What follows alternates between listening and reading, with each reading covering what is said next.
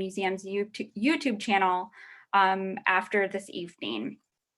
We also would ask that you please make sure you're on mute while Carl is giving his presentation, and we will hold questions until the end. But as the program is going on, please feel free to type your questions in the chat box on your screen, and we will answer them at the end in the order they came in. On behalf of the museum, I would like to welcome everyone to this evening's important presentation and conversation with author and storyteller Carl Wilkens. For over a decade, Carl has been sharing stories around the globe to inspire and equip people to enter the world of the other. Carl was the only American who chose to stay in Kigali, Rwanda throughout the 1994 genocide, venturing out each day into the streets, crackling with gunfire. He worked his way through roadblocks of angry, bloodstained soldiers and civilians armed with machetes and assault rifles in order to bring food, water, and medicine to groups of orphans trapped around the city. Working with Rwandan colleagues, they helped save the lives of hundreds. Carl's storytelling does not stop with Rwanda's tragic history, but moves forward to the powerful recovery process. Please help me welcome Carl Wilkens. There we go. Thank you so much, Megan. And thanks for the opportunity to be here together with you all this evening. Okay, I see a glare I need to deal with. Just 1 second. I had to do a quick change of location. Yeah.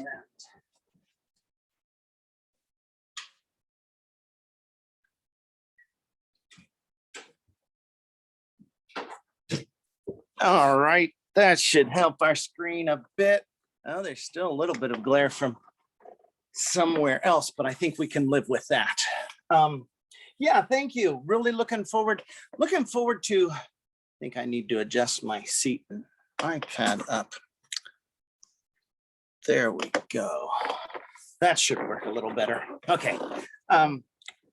Looking forward to a conversation this evening, mostly. I mean, it's always do appreciate the opportunity to share stories from Rwanda.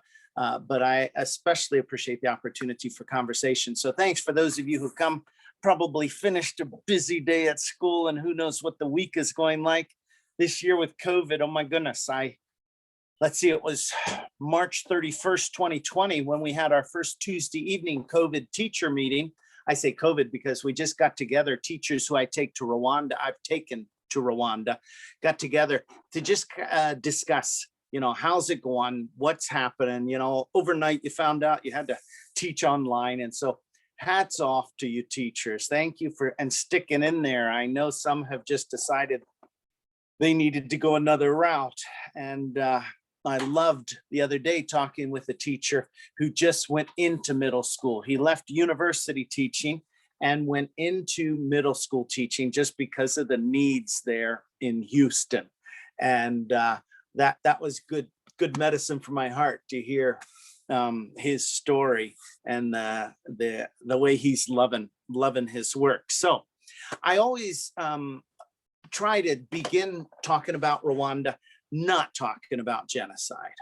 Rwanda, okay, that glare is driving me a little bit nuts. Just one moment, and then I'll be able to be totally free, I hope, in my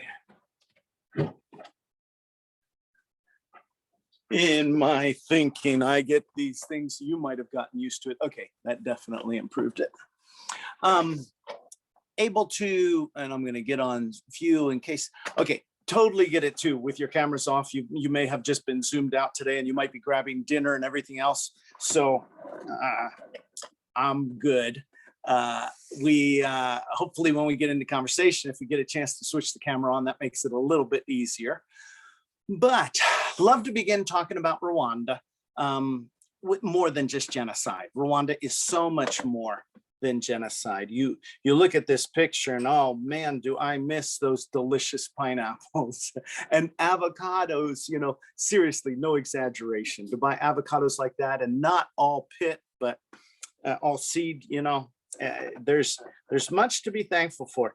And this lady who's standing here smiling, holding up it's just pretty astounding. Many people who I've taken back to Rwanda over the last 12 years, started in 2009, taking teachers to Rwanda, are just blown away by the level of joy. Because it's understandable, if all you've ever thought about with Rwanda is genocide, you would think that you would come into a country of just devastated, destroyed, impoverished, depressed people. And while there is still much pain and grief, people who, are wrestling with depression and things, 27 years afterwards, for many people, there's little trace, for the untrained eye, I guess I would say, of the evidence of the genocide, except of course, as you're driving around the country and you see memorials here and here, particularly in the center and the south of the country, quite a number of memorials like that. Some of you too will probably remember Rwanda before the genocide for its, guerrillas, Diane Fossey, Gorillas in the Mist. I'm always checking the news to see what's new in Rwanda.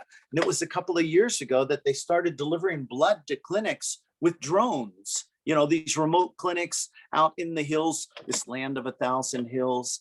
It was also probably about, let's see, we just did up a tiny bit there and you'll be able to see 3 years ago, I think I want to say, that Volkswagen started to assemble probably about 4 different units in Rwanda.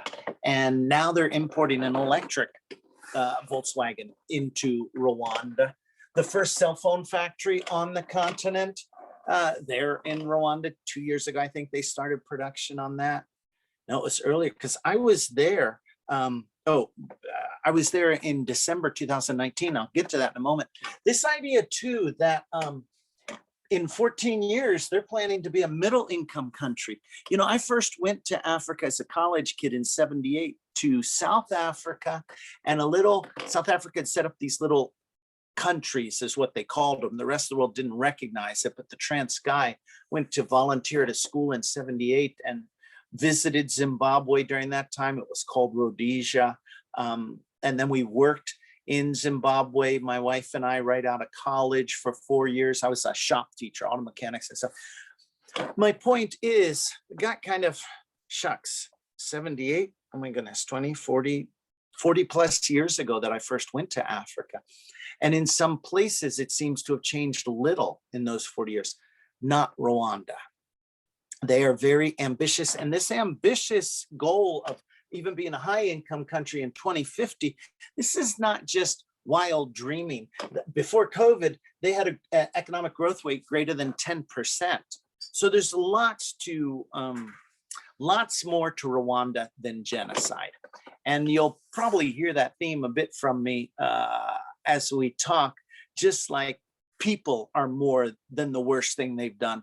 Rwanda is so much more than genocide.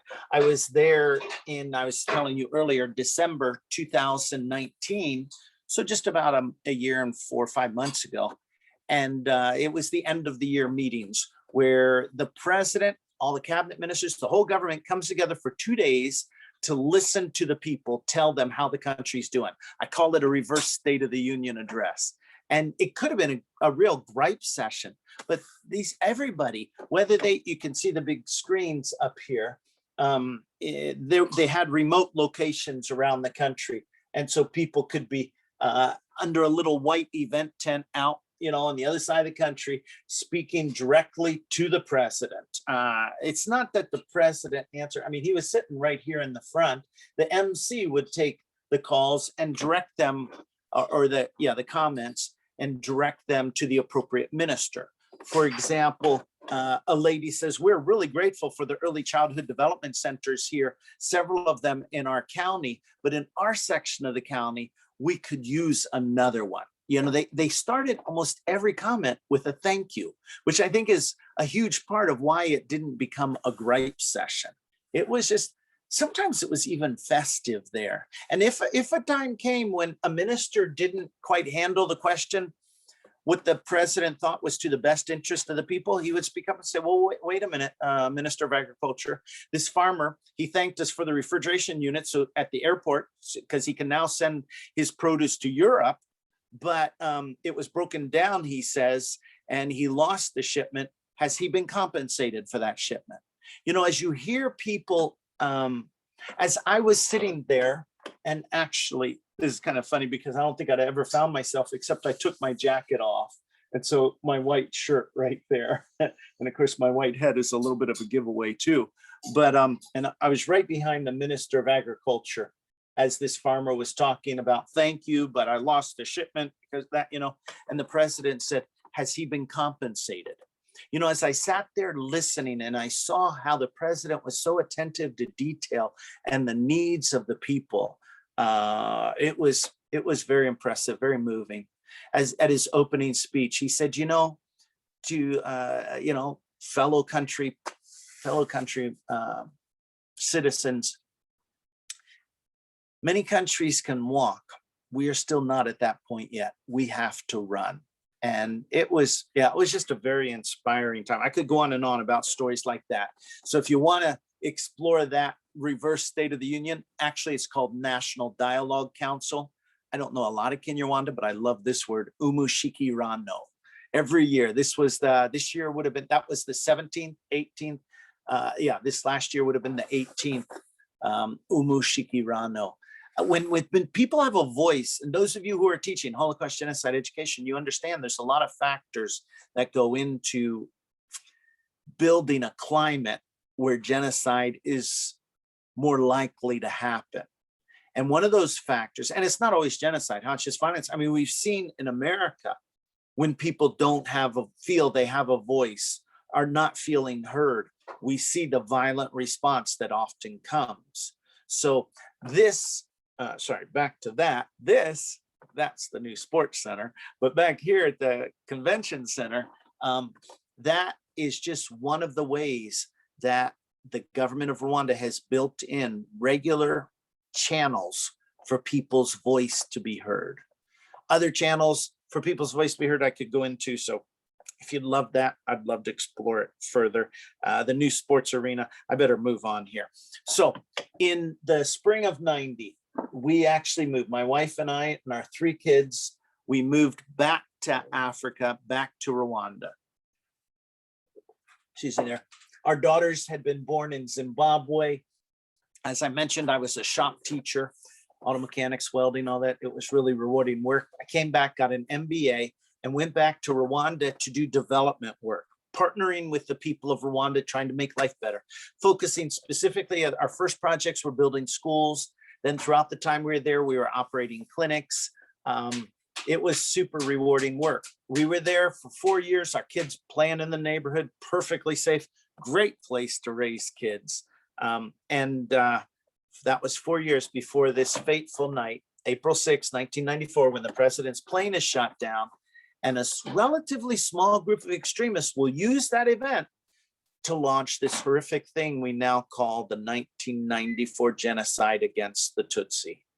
The president will be killed. In every home around the country, there was at least a small radio, and that radio was broadcasting messages. The Tutsis have killed our president. We got to get out there, the enemy. And it wasn't a new message. There'd been a campaign going on for probably a little more than 2 years, somewhere around the 2-year mark, actively a campaign. Radio Milkaline was the station that was especially used with these messages. Comedians, musicians, all with a message against the Tutsi people. They were, let's see, okay, before I jump into history, these political, actually jump to their picture for a moment. This small group of men and women who planned the genocide, they are constructing a narrative around identity, which many of you will recognize, in terms of, whether it's the identity of the Jewish people or whether it's a religious identity, some regional identity, building a narrative around an identity to achieve the goals of the leaders. And in this case, it was a small segment, and their goal was not to share power. That'd be great time we can come back to this little, very kind of simple, basic timeline of the Belgians coming in the late 1800s after World War I, the Germans in the late 1800s after World War I, reallocation of country. I don't know how to say that. I would say obscene practice, but the Belgians are there. And eugenics, it's strong in America, it's in Europe, and it's even in Rwanda. A gentleman I'll introduce you to later, Damas, running an orphanage. We're together, he and I, at the US Holocaust Museum 2003 in DC. And we're walking through the museum together.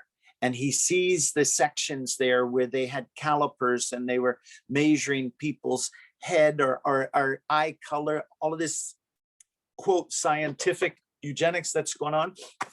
And he says, I remember that when I was a kid in Rwanda. I remember them measuring people's noses, checking how the shape of their skull, all of these things. I mentioned this, I spend a couple of moments extra on this because the genocide is not it doesn't spring from one source. As I'm sure most of you are aware, there's a lot of different contributing factors, but one of them is this historical, this historical classification, this historical racism, tribalism, this historical, it's not like Rwanda was, no country's perfect, huh? We always seem to have an in-group and an out-group. And someone who is put forth as superior or puts themselves forth as superior, someone inferior, that kind of dynamic happens all the time. But that dynamic was taken to a much deeper level with the arrival of the Belgians, with this idea of eugenics, favoring the Tutsi people. If you look at an ID card from back before the genocide, you would see on there the word Hutu is crossed out, Tutsi is crossed as not. So this person's obviously a Tutsi. Twa, the smallest. Hutu, the majority. Tutsi, the not, maybe 10, 12%. Twa, maybe less than 2%. Naturalized here. And I mean, otherwise it's a regular ID card, huh? Your date of birth, your place of birth, your date of birth, your profession, your home address. But that ID was such a crucial part here, this narrative constructed around the identity. So when that plane is shot down and they're telling people, get out and defend your neighborhood. The Tutsis have killed our president. They're trying to take over. They're broadcasting it, speakers from trucks. They got a picture of the president there, just whatever they can do to build the hype around this time. And roadblock set up by the people, often, sometimes by military, checking ID cards. A brutal, brutal time. I just stuck these words down here, these two words kill. I don't have any other graphic images here this evening. You've seen them. If you've seen the documentary Ghost of Rwanda, even our short 40-minute film, we tried to be really respectful and respectful of the people who died, respectful of the people who be watching the film, using that archival footage judiciously of these families. We have no idea what we lost as a human family in this 3-month period when more than 1 million people will be killed by their government, betrayed by their churches, their faith leaders, their neighbors, sometimes family members. The story of betrayal. This was the I would say the working philosophy of the genocide. Genocide stems from thinking this is my world would be better without you in it. I wrote this 2004, 17 years ago, as I was just beginning to be invited. Some of you who've seen Ghost of Rwanda, you might know I was one of the people interviewed in that film, and teachers started asking, will you come talk to my students, back in 2004. And I'm just trying to figure out, how do I tell this story? How do I explain genocide? I mean, you've all probably done this in your classrooms. You can take that word genocide and we can talk about homicide, suicide, but I really felt the heart, and I haven't come up with a better kind of one line definition of genocide in these last 16, 17 years, other than this thinking this is my world would be better without you in it. And one of the reasons I feel like it really captures it for me is that sometimes I think that I don't want to kill anybody, but I think, man, if I don't have to deal with this person, if, I can't wait till I don't have to deal, or they'll be gone. Or anytime I think I'm going to solve, or we think we're going to solve a problem by excluding, shutting out, it's going to be temporary at best. It'll be genocide at worst. So this small group of men and women who are afraid of sharing power, I want to be mindful of our time, and I want to get into conversation because I'm already looking at the time here, wondering how in the world. So we can get into the Arusha Accords, that 3-year war. I didn't quite finish our timeline back here. We can dig into that a little more if you'd like to. And when the genocide finally starts in 94, I'll leave that up to you. For right now, let me just add in this kind of leading up to the genocide part, the role or the failure, the betrayal of the United Nations. And I've recently been saying it'd be really good if there's a parenthetical statement under those black UN letters there on that armored personnel carrier that says only for UN personnel protection, because it gave all of us, foreigners, Rwandans alike, a huge false sense of security. And unfortunately, when the killing starts, these 2,500 soldiers who are really enough to stop the genocide, fortunately, just under 300 will stay, and they will save thousands of lives, making a very strong case that if all 2,500 would have stayed and been supported, they could have stopped the genocide. Now, again, I'm not trying to put everything in one basket, so to speak, but there's a key part to the story here of the failure. And if any of you did see Ghost of Rwanda, you might remember part. They actually played it in their trailer before they were broadcasting back in 2004, where I was talking about being so angry at America the Beautiful, America the Brave, and not just angry at America, but angry at the UN for 2017. Yeah. So that's 17, so 23 years. I was defining the UN by their failure. I said Rwanda is so much more than genocide. The UN is so much more than their failure in Rwanda in 1994. But I was stuck in that one thing thinking, which has become a really important concept for me, coming out of the trauma, the PTSD, and trying to wrestle with how does Rwanda put it back together again. So I'm racing a bit ahead here. Let me just, the American government, as well as other governments, were saying we got to get our citizens out. Our embassy, Laura, a really brilliant, compassionate young woman who was in charge of getting all the Americans out of there, was, I was on the radio with her coordinating the evacuation of a group of Americans. I was a warden. They called us wardens. The American community was broken up into sections, and I was responsible for one section. And I said, Laura, I'm sending the dental group, compound group, to the ambassador's home over. We had identified assembly points if there was, if we needed to evacuate. And she says, good copy. And I go, and now I'm also sending my family to the ambassador's home. And she comes back and says, what do you mean sending? I said, well, I'm not leaving. No, you can't stay. We are all, the ambassador, nobody is staying behind. And I'm like, well, I am staying out as a private American citizen. And we can get into that decision and conversation more too, if you choose. But let me just tell you that here's the heart of the decision why my wife and I decided that I would stay. The embassy said that get your family and we'll evacuate you all. This convoy will drive south to Burundi, that little twin country to Rwanda. But don't bring any Rwandans. And we had a young lady who lived and worked who loved on our kids. I often say loving on somebody's kids is like fast track to becoming family. Young man who came in the evening as the watchman. They both had Tutsi ID cards.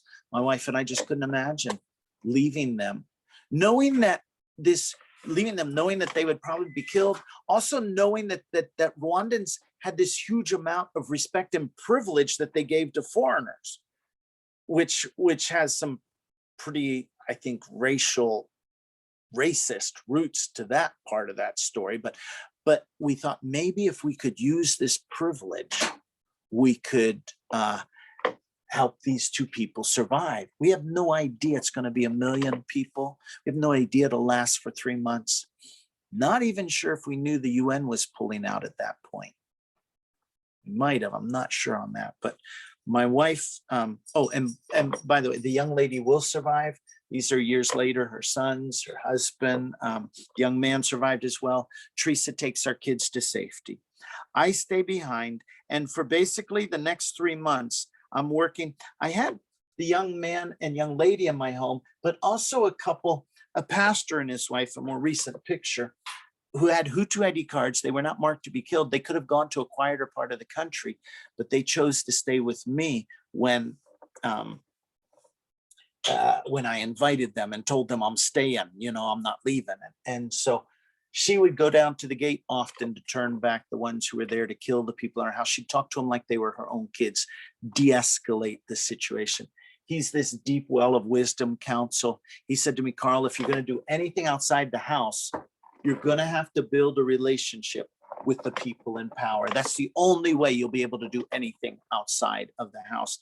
And that will be the beginning of some very bizarre relationships. The colonel in charge of the city, Colonel Renzaho, we could look him up on the internet, captured, fortunately, after the genocide, tried, convicted. But he and I, he'll direct me to some orphanages. He'll give me a travel permit, which I couldn't have made it through the roadblocks without that. Obedience to authority, big part of this story. And I'll meet Damas, the gentleman who I told you remembered as a kid, seeing that kind of eugenics equipment as a kid. He will have, he and his wife, although she'll be hiding because she'll have a Tutsi ID card, he'll have a Hutu. The genocide, just in case, and I'm sure probably most of you are familiar with this, but just in case some might be just getting introduced to the story, it's not a story of Hutu and Tutsi hating each other. They loved each other more than they hated each other, without any, I have no question about that. The planners of the genocide, in fact, are going to have to work hard to break the bonds connecting, often through marriage or business or church choir or things. I'll tell you, you know, some church bonds didn't hold. Some marriage bonds didn't hold. Definitely government trust and things didn't hold. But you know what? Some of the bonds that held were soccer bonds, soccer teams. It's interesting to study that part of what held together during the genocide and what didn't. But Damas will be running an orphanage his dad started. By the end, he'll have more than 400 kids there, trying to give them shelter. I will work together with my 2 Rwandan colleagues to be food and water to these children. They were literally dying from diarrhea. They just needed food, water, medicine. My good friend Dawson worked, courageous friend with me. We were working together. Hey, before the genocide, he was one of my co-workers. Once again, had a Hutu ID card. His wife had a Tutsi. My other colleague, similar situation. And he actually had 40 people he was working to protect in his home. When they came to kill the people, he flipped the script by coming out with respect, empathy, and inclusion. Respect, Bernard. You know, I see a killer or an enemy, he sees a neighbor, he sees a father, you know. Your daughters must be hungry, huh? Do you want to take some chickens home? I'm tempted to say there's so many stories like this, but if there were so many stories like this, the genocide could have been prevented or stopped. So stories like this happened, but I just pause. I pause because the Minister of Justice today in Rwanda, the Minister of Justice, Minister Businye, he was gracious enough to join about 60 teachers, an organization, an event, a Zoom event we pulled together a couple of weeks ago. And as he was talking to these 60 teachers about Rwanda's journey from genocide to today and restorative justice, which we're really going to hit here in a second, he said the perpetrators of the genocide killed the Tutsi people because of who they were, and they killed them because of who they themselves were. Do you follow that? I don't think I said it quite as articulately as he did. They killed the people because of their identity, but something about those who killed their identity made it possible. And we'll explore that just a little more. The genocide will end when the Rwandan Patriotic Front will pick up their guns. There had been that 3-year war. These were mostly refugees from Rwanda, or children of refugees. They wanted to come home for 30 years, peaceful means, couldn't, finally got guns to come home by force. That 3-year war, everybody laid their guns down, thought we were going to have peace with the Arusha Accord. And the small group said, no, no, no, we will never share peace. They launched the genocide, and the Rwandan Patriotic Front, led by General Kagame, picked up their guns again. And after 3 months, were able to stop the genocide, drive the extremists out of power and out of the country. And then there was that big job of trying to put the pieces together. I, as you might imagine, had this unbelievable reunion with my family. But for the people of Rwanda, how do you move forward with so much? Like out of 7 million people, 1 million are killed. Everybody is impacted. Either somebody who killed is related to them, or somebody who was killed. It's really an unimaginable task of this country that is in many ways an open graveyard. Literally bodies strewn, the smell. I've talked to people who were going around gathering evidence, trying to prepare about tribunals. And this one lady in our State Department who was over there, who spoke Kinyarwanda, which really gave her a deeper understanding. She just said it was like people who are alive outside but dead inside for so many. So this is what I want to do. As I'm looking here at our time window, I am going to, we're gonna, before we talk about Rwanda's restorative process, I want to just look at this word cynical, and I want to kind of address cynicism head on here, because we all have it. I prefer to look at it in a continuum. And you know, maybe at the end of the day, I'm more cynical than at the beginning. I have more hope maybe at the beginning than the end. But I want to talk intentional ways of moving, which I've learned, I believe, from the journey of the people of Rwanda, to move from a easily understandable cynical perspective to be more and more and more and more hopeful. Not that we'll ever be free of cynicism, or maybe should be. You know, that's another conversation. But this journey kind of from cynicism to hope, and in very practical terms in Rwanda, from a punitive approach to a restorative approach. And one of the things I think we've got to deal with in this is not only addressing our cynicism. Often say cynicism is not wise and hope is not naive, but also addressing this good guy, bad guy mentality, which is all over the place, including right in my brain. I know cerebrally no such thing as a good guy, bad guy. But in daily thinking in life, I'm often thinking, oh no, that guy, no, can't trust them, you know. And so instead of just saying there's no such thing as good guy, bad guy, because we all know, you know, philosophically, cerebrally, we can all, that line divides all of us potentially of the good and the evil. Lately, and this is, I think, where cynicism thrives with this strong good guy, bad guy mentality, is the idea that instead of saying good guy, bad guy, let's try this on for a moment. That people are often on a path or a trajectory towards harm, a trajectory towards healing. In our particular conversation, we might talk about a trajectory that's polarizing or a trajectory that's more restoring. And the reason I like the path is it helps me subconsciously and consciously to believe that people can change paths.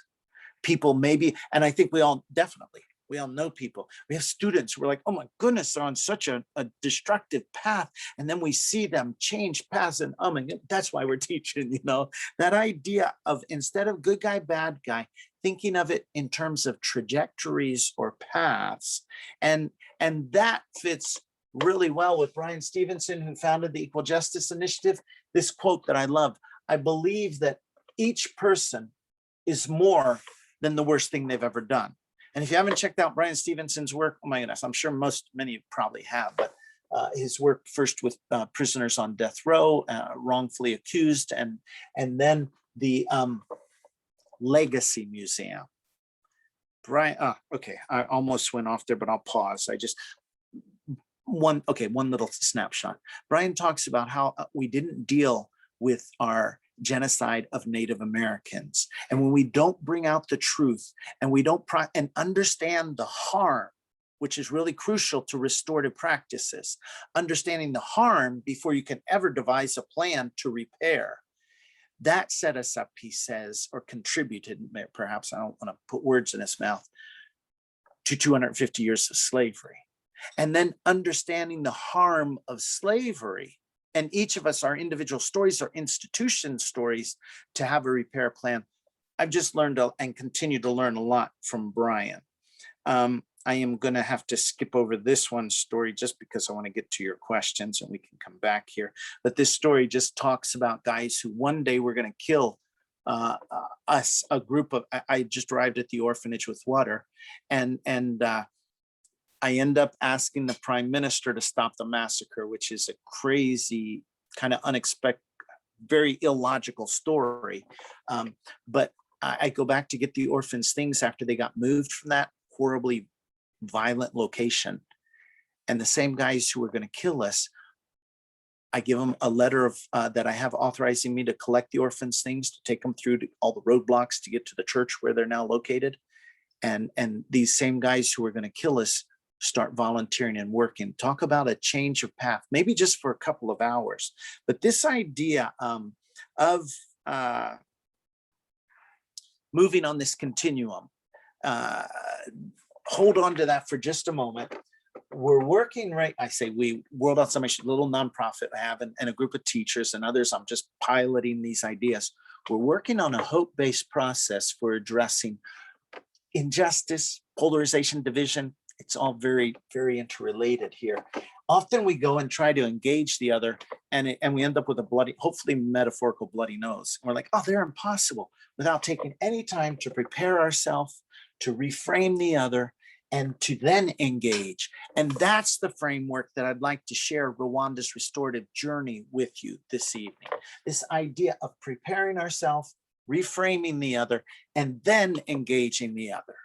And we won't go through all of the, the 6 parts to this 3-step process. We'll just be primarily in part 1, this one that I'm calling checking my vitals here.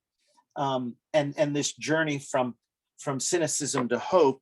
And we won't even go as deep as we could on a hope that is grounded in the potential for good, combating this idea of good guy, bad guy, a hope that's grounded in the potential for good in every person, in a restorative mindset, which we'll talk about in a moment, in a practice of gratitude. And we won't get to the emotional intelligence part, but that hope doesn't have to be a nebulous, ethereal kind of thing. It's something that we really can take concrete steps, concrete actions to move on this continuum. And so we'll just do the restorative part here and come to your questions. See if I can do this in 3 more minutes. The government and the new flag of the government of Rwanda has this unimaginable task of putting the country back together. They could have easily gone with the philosophy that was there at the time of the genocide. And this is what we often do, repeating our cycles and our violent thinking. But instead of going with, my world would be better without you in it, they flipped the script and said, no, our world will be better with you in it. And the only way I can wrap my mind around it, because who's going to argue with the idea that my world would be better without people who committed genocide in it? I mean, I don't know, lock them up, throw away the key. Rwanda did away with the death penalty. In effect, they could have had like a legalized second genocide by using the law and the death penalty to execute people, which can't imagine what kind of bloodbath that would have been. But this idea, my world would be better with you in it. The only way I can begin to wrap my head around it for people who've done genocide is the belief that people can change course. I added that word just a few days ago. I used to talk about people can change, but I'm really trying to develop in my own thinking and understanding this idea a little more specific. They can change course. And I haven't changed this picture. Yesterday I was talking to teachers in the UK, and so they're on this different side of the road. And they don't call it exits in the UK, they call it a slip road. Anyway, the idea that we can change course, we can get off the path, the road we're on, and exit off which also introduces the idea, how easy do we make the on-ramps to the good path? And I'm talking school discipline, business practices, so much stuff here. But Rwanda, we'll maybe get into neural pathways in our Q&A time. The president said, we choose to stay together.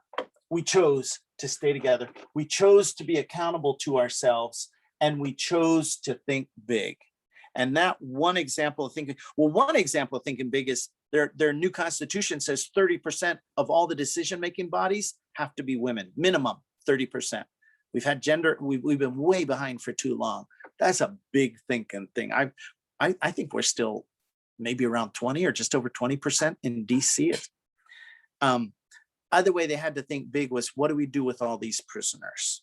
And so this was a big, giant step they took, kind of like two parallel judicial systems in Rwanda. One that they would rebuild along traditional lines of what we understand justice in modern day to be, which is largely punitive. For genocide, they said, we're going a restorative approach. And this is pretty dramatic. My short version in comparison from punitive, which is we got to find out who did it, who's to blame, punish them hard if it's really bad, put them back in society, they do it again. I can't believe that. Punish them, put them back, they do it. That cycle of violence, which is often navigated with lawyers and judges, as opposed to the restorative mindset that is all about understanding the harm and coming up with a repair plan. You really can't understand the harm if you don't have all the voices. You really can't come up with a sustainable repair plan if you don't have all the voices. And so picture this with me. Maybe I need to make another graphic here, but the pyramid of restorative justice, the top of the pyramid is not justice as I understand it, okay? And please, you all, some of you probably understand this much better than me. So this is just my understanding. The top of that pyramid is not justice, as I understand it. The top of that pyramid is healing. Understanding the harm, sorry, right down here. Repair plan, healing. Top of punitive is justice. So in Rwanda, when they said, pick 9 people that you trust in the community, we're going to set up a community court, a community-based court system here, okay? We're going to call it Gachacha. We reached way back into our history to how we handled problems long ago. And you who've been accused of genocide, you might have been in prison for a year, 2 years, 5 years, and you never know when you're going to get your trial because we don't have enough judges, we don't have enough courts. How can we, it'll be 100 years, the people will die before we get to try them all. You want to fast track home? Come to the place where you did the crime, or you're accused of the crime. Well, you did the crime. This is basic for people ready to confess. This is not for everybody, okay? But for those who are ready to confess and go home, and that's a big part of restorative. It is collaborative. If we went deeper, and many, come back there. Thursday afternoon, close school, close shops, everybody go to the soccer field. You've selected your judges, at least a third of them are women, right? And the sash here says person of integrity, and you can start confessing. Let's say this prisoner wasn't sorry. They're not remorseful at all for what they did, but they'll go and they'll confess because it can cut their time in half, and they'll get to go work in a community camp. I'll show you a picture in a moment, where they can be working to do projects to better the country. And that's a whole lot better than the prison conditions. And so I'm not sorry, but I'm going to go confess and take this fast track to get home. And then I get there and I look around and I see a young lady that looks like that might be my niece. I haven't seen her for years. I look at that gentleman over there and I'm like, I think that was my 4th grade teacher. And the rationale, the logic that has been so rock solid in my head is, it wasn't my fault. The government ordered me to do it. I'm not to blame. As I start to tell my story and it lands on the ears of my niece or my old fourth grade teacher, it sort of begins to crack a little bit and it's not as solid and sound. And so this whole idea of understanding the harm and having a healing, of course, isn't just for the perpetrator, which is a huge part of it, but how do we have healing as well for the, sorry, I said that backwards, not just for the survivor, but also how do we have healing for the perpetrator? So the gachacha is largely about learning the truth. And this truth being so necessary, which is why I took a couple minutes with Brian Stevenson and talking about us recognizing, acknowledging, and engaging with the truth of these stories. And then this word of engaging. How can we engage perpetrators, survivors, bystanders? How can they engage in a safe way? Some people, when they heard that Rwanda's plan was to do this, gachacha, they're like, you're crazy. You'll start another genocide. You'll have fires all over the country. The empowerment that came to the local community through gachacha, huge part of the story.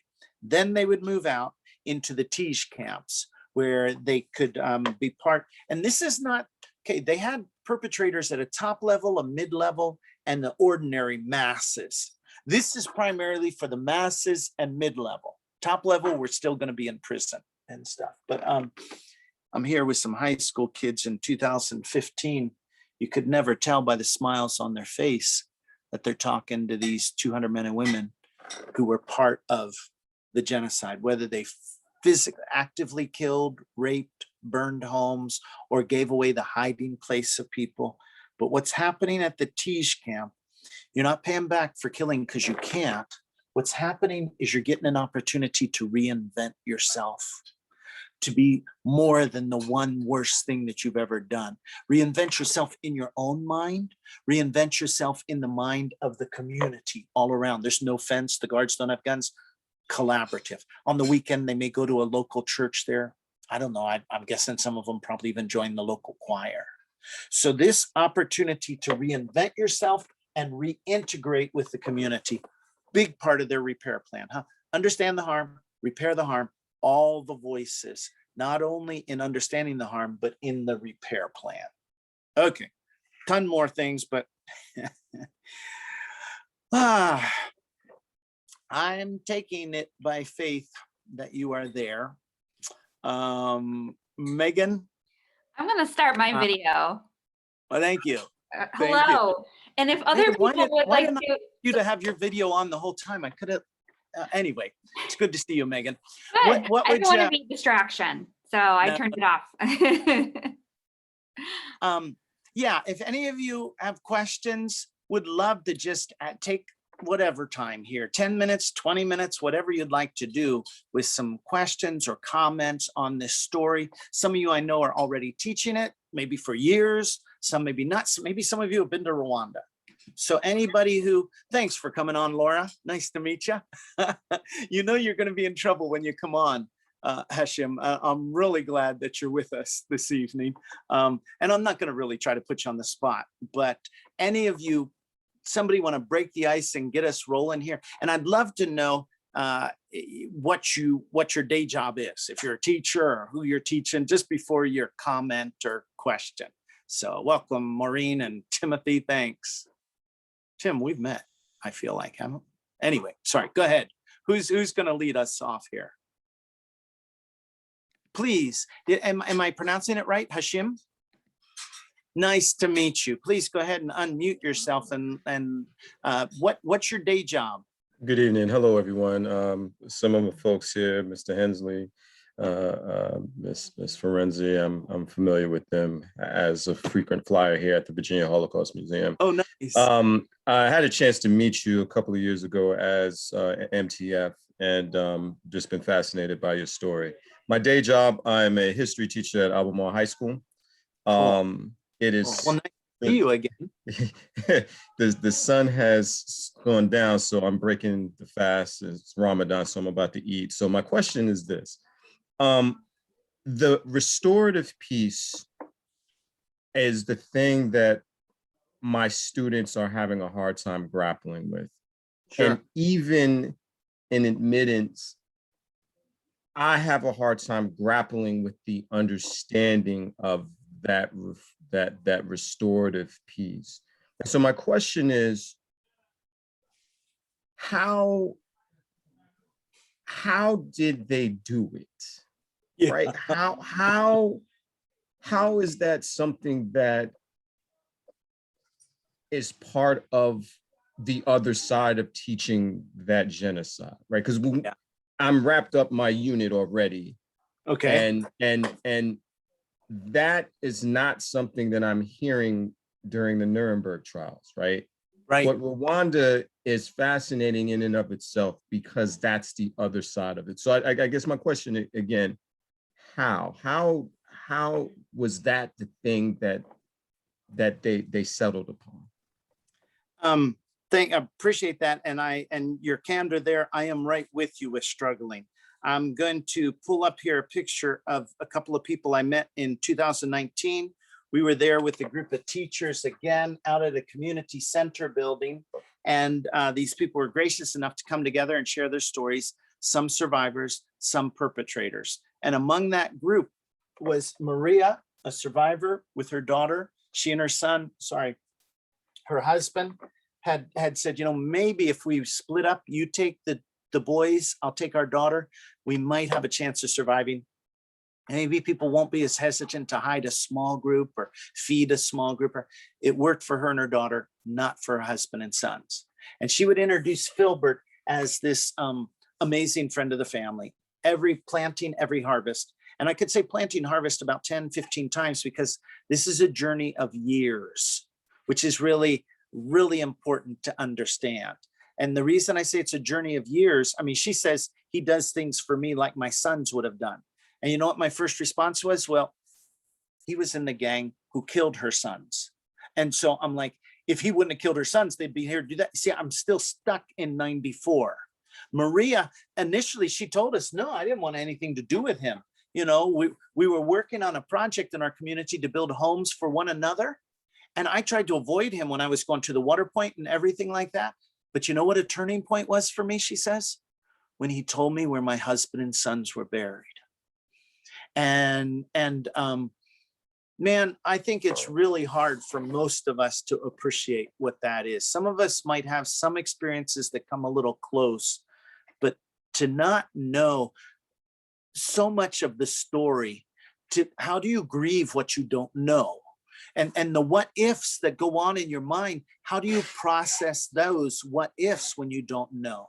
So this idea of learning the truth, the idea that Filbert, she will go to his defense when she'll see how much I'm wrestling with Filbert. I mean, I'm trying not to be openly hostile, but in some of my questions, when he said he had no Tutsi friends as a kid, I'm like, I was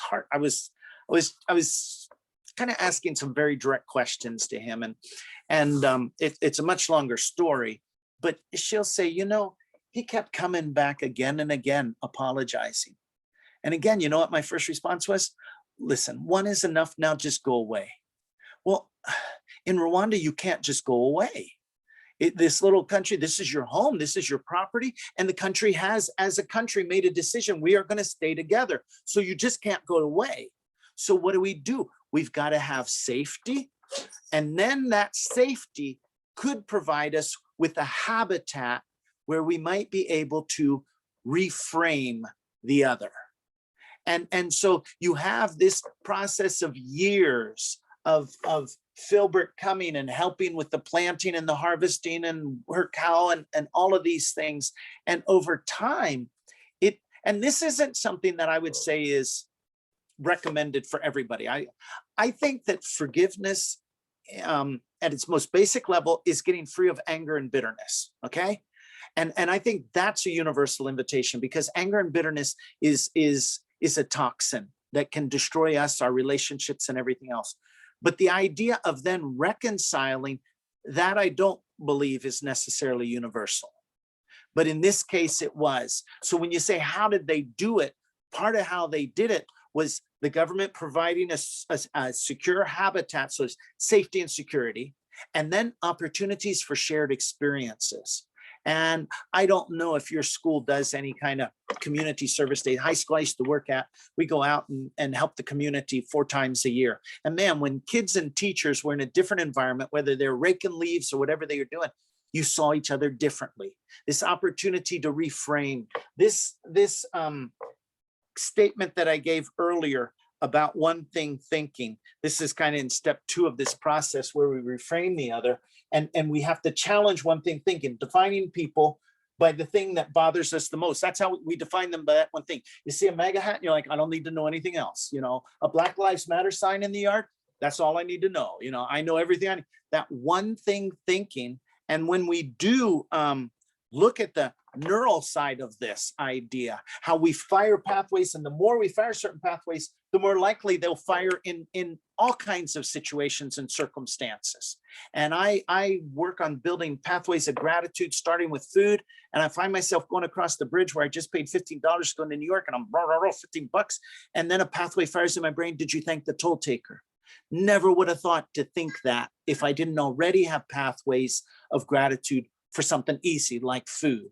So this idea of the power we have to choose, if we are down in a pit, like perhaps Marie and Filbert were doing, making bricks for the homes, you know, that Adobe brick story there, and they switch out, and the next guy who comes in the pit is just released from prison, and you're like, oh, just my luck, I'm in the pit with a killer, which is totally understandable, you know. And then your next thought might be, we should have locked him up and thrown the kid. Why in the world did we ever, you know? Or you've started this habit of finding the good. You've started building these neural pathways in your brain. So the more challenging the situation, the more challenged I am to find the good. And instead of saying, great, I'm stuck in a pit with a killer, I find myself saying, I'm glad he's here. We can use, this is hard work, you know? Hey, I wonder how his kids are doing. I wonder if they told their friends that he had died, and because it was easier than saying my dad was in the genocide and now he's released from prison. And you see this pathway, one leading to greater polarization, one to potential healing and restoration. So this idea of bit by bit, year by year, an environment that is conducive towards this, and then people like people like Maria, who are just, they're like, there's this one picture I love of her where she's like, hey, it's possible, you know, there's light at the end of the tunnel. Those kind of people have a big part in this making it believable. And Maria just helped me so much to get free from a lot of my, which I thought I'd dealt with before about Rwanda, but anger is that tricky thing that can be throughout so much of my body, so to speak. And Maria, you know, when she put her hand on Filbert, she sees I'm wrestling. She puts her hand on Filbert's shoulder and she says, you know, it's wonderful to be part of making somebody beautiful again. And Filbert's beautiful. And I'm like, no. I mean, I'm not saying anything. I'm just kind of melting down a bit. Maria invited Filbert to her daughter's wedding. And when I heard that, I'm like, what about the other family, Maria? You know, and I really, I put Maria, where is that? I put Maria right in the middle and on the spot. And I said, Maria, did you have family who's angry? And she's like, yeah, but when Filbert asked my daughter to be the godmother for his children, his family was angry too. So Hashim, this is another strategy for me that Maria demonstrates. If I stay all the time in the center from my perspective, which I don't blame anybody who has suffered greatly for doing that. I don't criticize and never would want to. I never would want to talk about any of this in a prescriptive way. I try to do it in a descriptive way.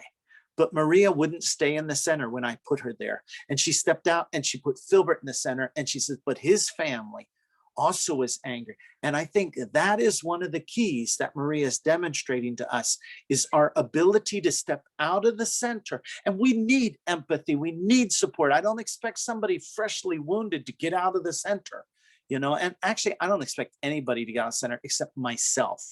I put these expectations for myself. I find myself angry, frustrated, confused. And I ask myself, okay, who's in the center, Carl? And I'm like, oh, looks like I am. I'm just thinking of it from my perspective. Step out and put that person who just cut in front of you on the freeway in the center. And instead of judging him as a maniac, maybe he's on his way to the hospital. Maybe he just got word that there's a burglar in his home. I don't know what's happening, but I love this idea of, instead of getting angry, getting curious. Thank you. Appreciate that question. Nice to see you again. And listen, let's do something with your class sometime. I love Zooming with the students, and it's so easy now. Before COVID, people are like, the internet, mama. Now we all know how to do it. And so let's meet up again, okay? I'd love to. Thanks for coming this evening. Thanks, Hashim. Hi, my Laura. name is Laura, right? I am a teacher. I teach AP, Modern European History, Modern World History, and I have an elective on the Holocaust and Genocide. And so we're currently talking about Rwanda right now. And I also have two of my friends who went with you to Rwanda, Seth Altman and Sandy Renkin went with you to Rwanda. And so I really want to go to Rwanda with you. So one of my questions, I have two. One of my questions is, are you going to have trips for teachers again in a post-COVID? Okay, great. We'll start again in 2022. Okay, sure. Great to know. And the other question I have is, how is genocide, the Rwandan genocide, taught in schools today in Rwanda? Good question. They're really focusing on peace education. And the best of my understanding right now, in general, it is still something that's handled like right now during the 100 days of commemoration. I haven't yet seen a Rwandan textbook on the Rwandan genocide. That's not to say it's not there. Could have come in the last few years, and I'm just not up to date on that. But they started first with teaching more about the Holocaust, all the parallels. And then they will have the Kigali Genocide Memorial is huge in education. Initially, they were bringing students there a lot by the busload. And then they realized too, oh, no, we got to get our teachers in here, and then when they go out, and then they've even started having people traveling out to the schools. Young people have started from their own, what they've learned, high school students, they call Never Again clubs, where these kids are actually doing simple, but some very basic fundamental storytelling of the genocide in primary school and things. So that idea of them teaching it has been another way of going forth, but often it's still, it's often treated in special days and assemblies, but I'm not sure yet. And that's a really good question. I should actually know the answer to that. I'll make an effort. I'm actually going to talk with a group of Rwandans. We have a panel this weekend. Megan, I'll send you the link to that. If any of you want to hear some Rwandan voices on Saturday morning, if you're 7 o'clock here on the West Coast, 10 in the East Coast, I'm on a panel there talking about hard decisions during the genocide.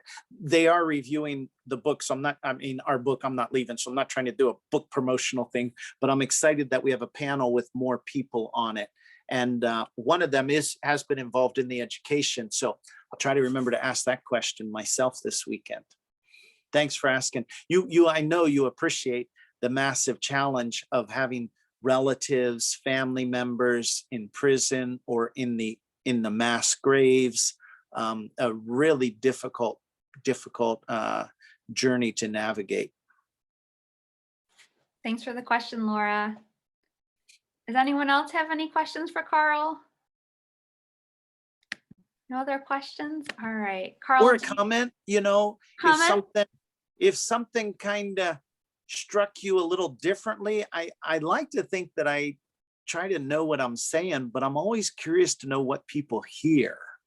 If there was something that you might afterwards say, hadn't thought about that before, or I'm still not, that one really has me still wondering. I would love to hear those kinds of comments too. Yeah, well, Robin Bridges in the chat said she likes your paradigm shift from good guy, bad guy to harmful healing. Oh, good. Glad that made sense. Yeah. And I started to see connections to when you were talking about kind of like reframing that other person, right? It's so relevant for today. Then I also think about the Holocaust, and really when you start, people always wonder like how do people become perpetrators, right? And it's when you start when you start dehumanizing and not looking at someone as human, it becomes easier to do. And in the book Into That Darkness, when there's a journalist that's interviewing, I think he was the commandant of Treblinka, and she asked like, how did you do this? Like, how did you kill, children and women and men? And he said, I no longer looked at them as human. It's that dehumanization of people. So I definitely saw those parallels. Well, and what I found too myself was the dehumanization of perpetrators, which for some people is too early to talk about that. I totally get that. But there needs to come a point where that is going on. Brené Brown did a great podcast not long ago about dehumanizing. And it was super practical in the way she talked about in our everyday thing, because it's so easy to point to the planners of genocide as the examples of dehumanizing, when there's things that I kind of do way too often, unknowingly often, that is minimizing. Any other questions or comments? Laura? I'll go again. How healed is Rwanda? Because you started off with like this wonderful future and 30% women and technology. And so how, I don't know how you like judge that or give a percentage, but I kind of had a question about that. Yeah. And by the way, the parliament is more than 63% women. The minimum is 30, but the parliament now with that minimum, they've taken it and run. And it's really exciting. More than 70% of the population is either born after the genocide or was super young during the genocide and don't have actual memories of the genocide. Not to say, because we know the multi-generational effect of trauma, so not saying they're not impacted, but that to understand 70%, that's a lot of people who were not again, that they're free, but that's another consideration in how healthy are they. I have a good friend who just 2 years ago came out with a book. Oh, I had to shift location. This is a great read. I think many of you would want it for your classroom.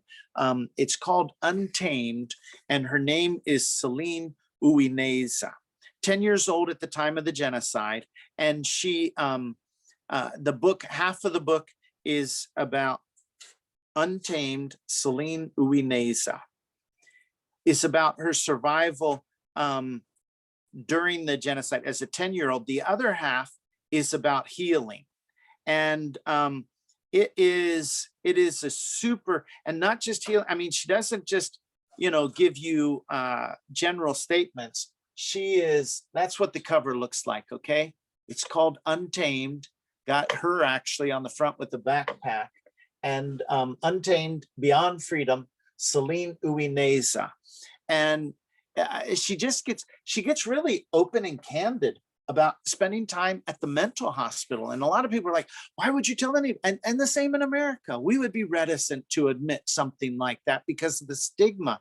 But the fact that she's so courageously, and she is healed to such a degree that she knows the importance of being open about this and being an advocate for this, that you see leaders like that coming out and speaking out. If you flip the book over, you'd see on the back cover a picture of her today, and she is a very successful businesswoman. She and a friend run a headhunter. When you're wanting to recruit executives for your company, she runs this executive recruitment consultancy in Kigali. And so super successful businesswoman, which does give her that level of social capital to kind of cushion for the stigmas that are there, you might say, but not really. It's really just raw courage on her part. And so I would say that it's something really hard to measure, but you are finding people more and more talking about this in healthy ways. And you know, we're 27 years away, and the government is still making very strong intentional efforts at unity and reconciliation. Unity and reconciliation. They know they can't let up on this. You know, you'll appreciate this too as Holocaust educators. Bjorn, what's his last name? He works with reconciliation. He's in Arizona now. He made this statement at a Zoom a couple weeks ago. You know that question of, are certain things unforgivable? Nobody's talked about the Holocaust without talking about that idea. Certain things unforgivable. He put a new angle on that I really appreciated. He said, I think some things are unforgivable for the first generation. Yeah, wasn't that was just to me such an aha moment. And for some, it might even be the second generation, because he works with third generation Holocaust survivor, you know, third generation children and students and German, and some also, and so this idea of not trying to just simply think that we're there, we've got it. No, it's this journey that goes on and on. And so I think for me, you know, some of the ways you measure that is just that people are still on a journey and not kind of stagnant. And I think stagnant could be a way to describe some of our periods in America. Right. All right, I think that might be a good place to end here. Carl, do you want to just share maybe a little bit about your organization, or if you're active on social media, or where people can find out, you know, more about your organization? I should have a slide like that, and I don't. So I think the only thing, I mean, I did, and I've redone all my slides lately. That's okay. Should we just Google you? I forgot to put this in here. Carl Wilkens. World Outside My Shoes is the nonprofit, and we are, as I've talked about, taking students and teachers to Rwanda. We are actively involved trying to support you in your classroom, whether before, of course, we were doing assemblies and things, but also classroom visits, Zoom visits. We will soon be making available online workshops for this, pull it up right here where we were, this hope-based process for addressing injustice. And so, and of course, the 40-minute film about the genocide through the eyes of our family to kind of open up and enter there is another resource we make available. Any teachers who want a copy of the little book about the genocide, I'm Not Leaving, those 3 months, we send those to teachers complimentary. Happy to do that for you and the work you're doing. But that's kind of where we are now. And the lion's share of my time is with classrooms, schools, and we're doing this. We've just started with professional development. And so sometimes professional development experiences are not always their favorite experiences. And we're trying to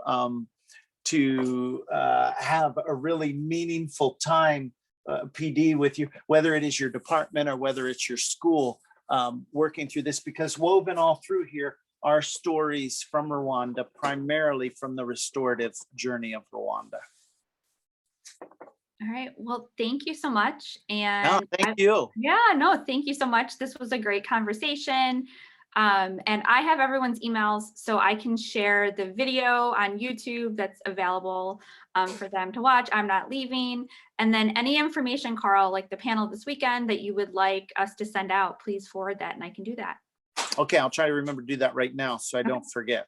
All right. And okay, my curiosity, Tim, you are, is it the beard or you from years ago when I was there?